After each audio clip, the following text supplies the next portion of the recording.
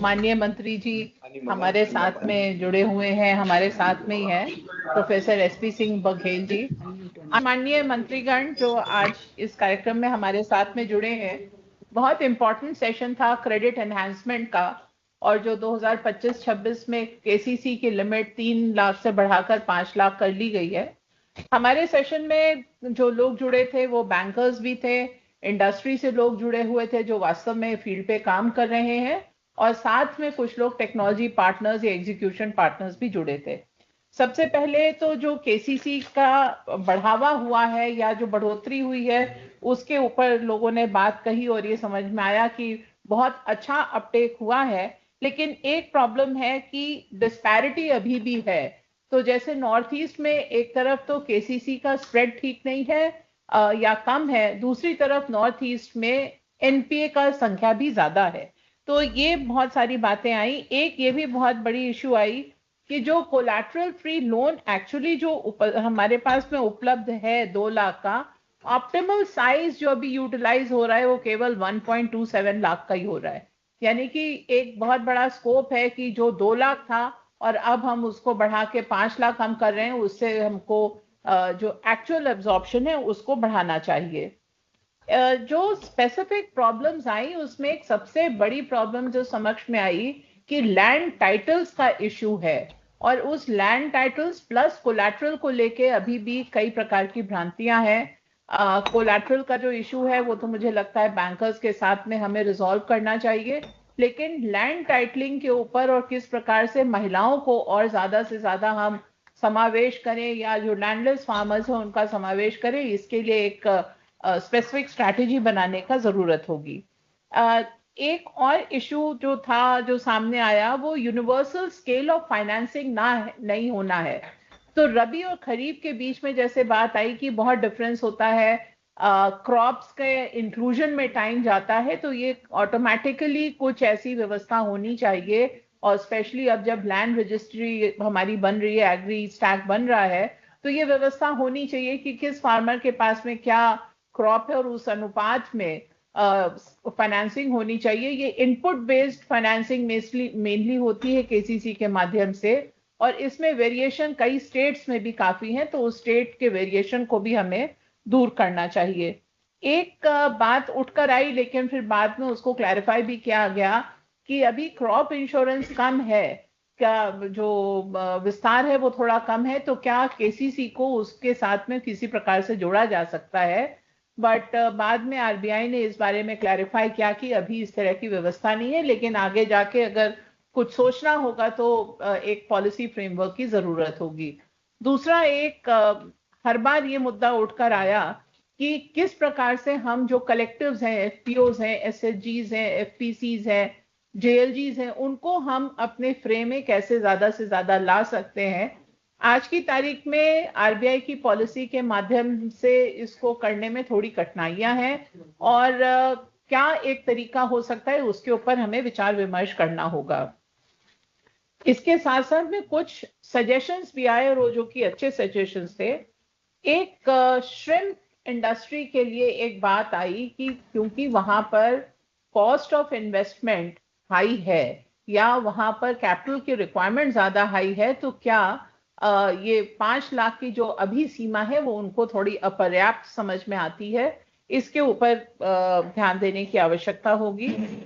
एक interest subsidy for investment credit along side KCC working capital loan के ऊपर में बार बार बात समझ आई है सामने कि क्या इस पर हम कोई प्रोडक्ट ला सकते हैं, इस पे हम आगे काम कैसे कर सकते हैं। जैसा मैंने पहले भी कहा था, जो जॉइंट वर्किंग ग्रुप्स हैं या जॉइंट ग्रुप्स हैं, एग्रीगेटर्स हैं, उनको किस तरीके से, एक तरफ तो ये कि हम बहुत अच्छी तरीके से उनको यूज कर सकते हैं एक्सेस बढ़ाने के लिए, केसीसी का लोग ज्यादा से ज्यादा फायदा ले, लेकिन ये काम करने के लिए एक तो पॉलिसी फ्रेमवर्क की जरूरत होगी, दूसरा टेक्नोलॉजी पार्टनर्स की जरूरत होगी, और कुछ इम्प्लीमेंटर्स की भी जरूरत होगी। हमारे साथ में कुछ इस तरह के लोग जुड़े हुए थे, समुन्नति से मिस्टर अनिल थे, उन्होंने भी काफी इस बारे में बताया कि किस प्रकार से नए जो टेक्नोलॉजी पर्सपेक्टिव है उसको हमें साथ में लेकर चलना पड़ेगा। जो फाइनेंसिंग इंस्ट्रूमेंट है जो एग्रीकल्चर वैल्यू एडिशन है, जैसे कि लाइफ, एक बात समझ में आई, किसान खेती से हमारे साथ में मनोज द्विवेदी जी जुड़े हुए थे।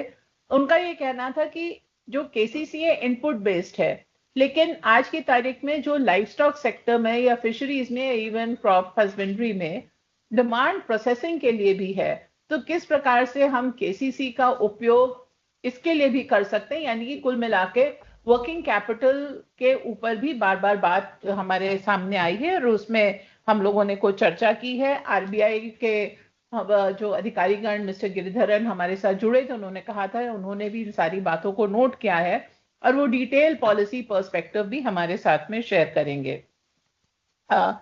एक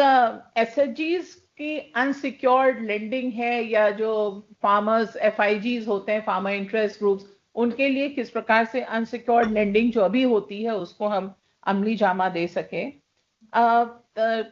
एक सजेशन ये था कि जिस तरीके से शुरुआत में रमेश चांद जी ने बताया कि एनिमल हस्बेंड्री या life stock sector plus fishery sector बहुत अच्छा ग्रो कर रहा है, तो फोकस्ड एफर्ट की वहां पर हमको जरूरत है।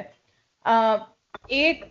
कोऑपरेटिव बैंक्स का बहुत अच्छा उपयोग हो सकता है। अमूल से जयंत मेहता जी जुड़े थे, उन्होंने बताया कि किस प्रकार से गुजरात में करीब एक उन्होंने काफी बड़ी संख्या बताई थी कि उन्होंने नए खाते कोऑपरेटिव बैंक्स में खुलवाए हैं, और उसके 24 से 25 लाख खाते खुल गए हैं, और वो ये सभी अब क्रेडिट कार्ड, किसान क्रेडिट कार्ड को इजीली एक्सेस भी कर पाएंगे। तो मुझे लगता है कोऑपरेटिव्स का जो विस्तार हो रहा है, कोऑपरेटिव बैंक्स का, वो भी हमारे लिए काफी मददगार होगा।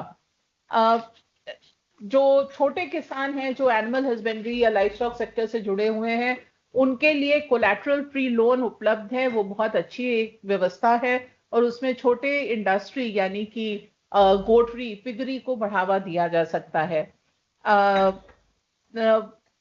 एक चीज ये भी आई थी कि हमको जो मतलब बड़ा प्रैक्टिकल सजेशन आया हमारे ग्रुप से, वो ये था कि हमको थोड़ा सा जो व्यवस्था बैंक्स के द्वारा दी गई है उसमें थोड़ा इम्प्लीमेंटेशन में चेंज करने की जरूरत है। इजियर एप्लीकेशन प्रोसेस हो, कैप्चरिंग ऑफ डेटा, जैसे हमको भी अभी लाइफ स्टॉक सेक्टर में एग्जैक्टली नहीं पता लग पाता है, सिर्फ कैंपेन मोड में जो हम लोग केसीसी इशू करवाते हैं उसका पता लगता है, परंतु फील्ड जो की संख्या कम हो जाती है, और फील्ड में क्रेडिट कार्ड जो मिल रहा, किसान क्रेडिट कार्ड मिल रहा है हमारे सेक्टर के लिए, फिशरीज के लिए, वो कैप्चर नहीं हो पा रहा है। तो एक एमआईएस का हमें लगता है एप्लीकेशन प्लस एमआईएस, ये व्यवस्था भी करना बहुत जरूरी है। और लास्ट में एक मुझे लगता है कि एक्सटेंशन, जो बार बार बात आई कि ट्रेनिंग ऑफ बैंकर्स एंड हमारे जो एक्सटेंशन नेटवर्क है, इनके माध्यम से हम ज्यादा से ज्यादा अवेयरनेस के भी प्रयास हमको करने होंगे। तो बहुत बहुत धन्यवाद, मैं अपनी बात को यहीं पे समाप्त करती हूँ।